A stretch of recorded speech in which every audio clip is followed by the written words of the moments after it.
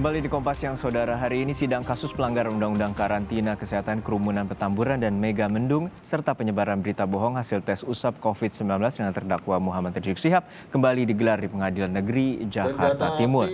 Memasuki pukul 9 pagi tadi, sidang eksepsi untuk terdakwa Direktur Rumah Sakit Umi Bogor Andi Tatat dimulai terlebih dahulu. Baru setelahnya dilanjutkan pembacaan eksepsi dari terdakwa kasus pelanggaran Undang-Undang Karantina Kesehatan Rizik Syihab. Guna mencegah potensi kerumunan, Pengadilan Negeri Jakarta Timur hari ini hanya terbuka untuk kalangan terbatas, yakni mereka yang sedang mengurus berkas ataupun pegawai pengadilan.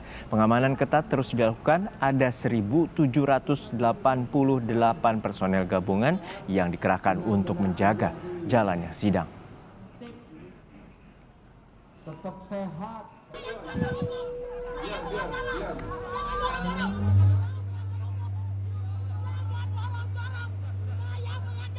Sementara itu, seorang perempuan mencoba berusaha masuk dan menerobos penjagaan yang dilakukan oleh anggota polisi wanita di depan Pengadilan Negeri Jakarta Timur. Sambil berteriak, perempuan yang mengaku kuasa hukum dari Rizik Syihab ini memaksa masuk ke dalam ruang sidang.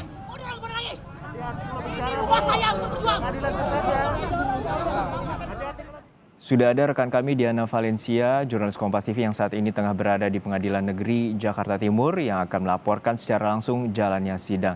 Diana, sejauh ini bagaimana proses agenda sidang eksepsi dengan terdakwa Rizik Syihab dalam kasus pelanggaran Undang-Undang Karantina Kesehatan? Ya, Juno, selamat siang. Sebenarnya belum banyak informasi yang bisa kami sampaikan karena sidang eksepsi dengan terdakwa Muhammad Rizik Syihab terkait dakwaan pelanggaran Undang-Undang Kekarantinaan Kesehatan ini baru dimulai sekitar 15 menit, mulai dari sekitar pukul 11:30. Lalu tidak lama kemudian, sekitar 15 menit kemudian ini masuk skors, yakni memasuki masa isoma begitu. Lalu nanti rencananya akan kembali dimulai sekitar pukul 1 siang.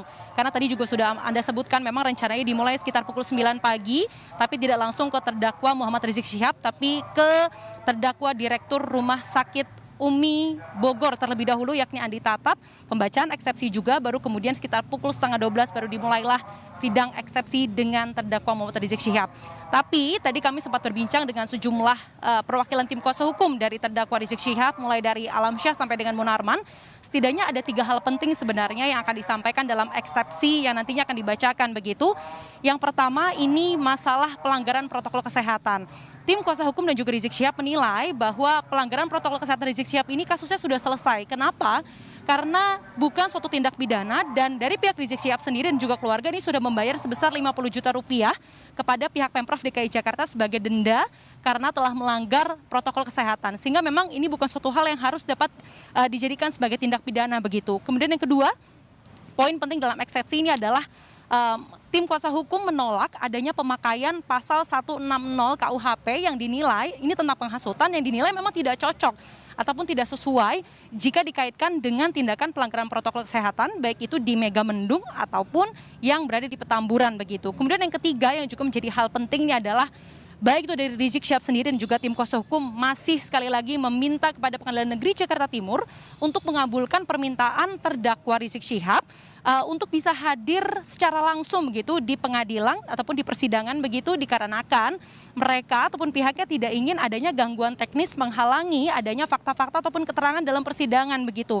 Untuk meraih hasil yang maksimal, mereka meminta Rizik Syihab untuk dihadirkan secara langsung di Pengadilan Negeri Jakarta Timur. Nah, sebenarnya Juno dan juga saudara, ini menjadi hal yang berpolemik begitu di sini, karena di satu sisi pihak Rizik Syihab mau untuk hadir secara langsung, tapi di sisi lain Pengadilan Negeri Jakarta Timur meminta Rizik Syihab ini hadir secara virtual karena memang masih situasi pandemi COVID-19.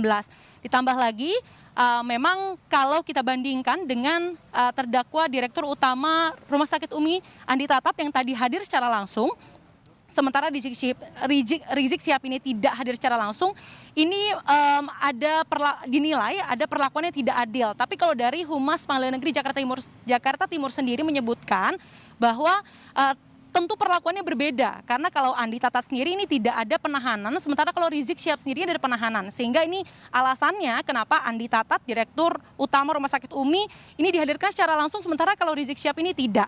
Kemudian yang bisa saya ceritakan juga ini adalah masalah penjagaan. Tadi sudah Anda sebutkan sebenarnya lebih dari 1.700 personal gabungan mulai dari kepolisian, TNI, Satpol PP ini berjaga dari pukul 7 pagi. Dan tadi sudah ada bentangan kawat berduri dan juga mobil pengurai massa yang disiapkan. Tadi memang sudah ada sejumlah simpatisan yang ingin masuk, tapi sekali lagi karena memang Pengadilan Negeri Jakarta Timur hari ini dibuka secara terbatas untuk kalangan terbatas, entah itu untuk pegawai saja ataupun mereka yang memang harus mengurus berkas, maka siapapun yang tidak memiliki izin ataupun terdaftar begitu dilarang masuk begitu. Juno. Ya Diana, dari gambar yang kami dapatkan di sini ada sempat terjadi insiden, ada seorang perempuan yang ingin berusaha masuk ke ruang sidang. Lalu seperti apa sebenarnya insiden ini bisa terjadi? Ya Juno, sedari pagi, dari pukul 7 pagi memang cukup banyak sebenarnya simpatisan dari Rizik Syihab yang datang begitu, mulai dari kalangan ibu-ibu, bapak-bapak sampai dengan pemuda yang mengaku sebagai simpatisan ini cukup banyak sekali begitu. Ada yang mengaku sebagai tim kuasa hukum atau hanya sebagai simpatisan, tapi memang karena ini masih situasi pandemi COVID-19, Pengadilan Negeri Jakarta Timur ini tegas menerapkan protokol kesehatan. Salah satu aturan di dalamnya ini adalah baik itu dari tim jaksa penuntut umum ataupun dari tim pengacara dari terdakwa, yakni Rizik Syihab sendiri, ini maksimal hanya 6 orang. Jadi dalam ruang sidang ini juga terbatas orangnya, sehingga mereka yang mengaku sebagai perwakilan tim kuasa hukum ini memang harus terdaftar di Pengadilan Negeri Jakarta Timur. Sementara memang tadi ada seorang ibu yang mengaku sebagai perwakilan tim kuasa hukum, tapi karena memang namanya tidak terdaftar dalam daftar ataupun catatan Pengadilan Negeri Jakarta Timur, maka tetap tidak diperbolehkan masuk. Juno. Baik, hingga saat ini sidang sedang istirahat sementara dan akan dilanjutkan pada pukul 13 siang nanti dengan agenda eksepsi bagi terdakwa Rizik Syihab dalam kasus pelanggaran Undang-Undang Karantina Kesehatan. Terima kasih rekan Diana Valencia dari Pengadilan Negeri Jakarta Timur.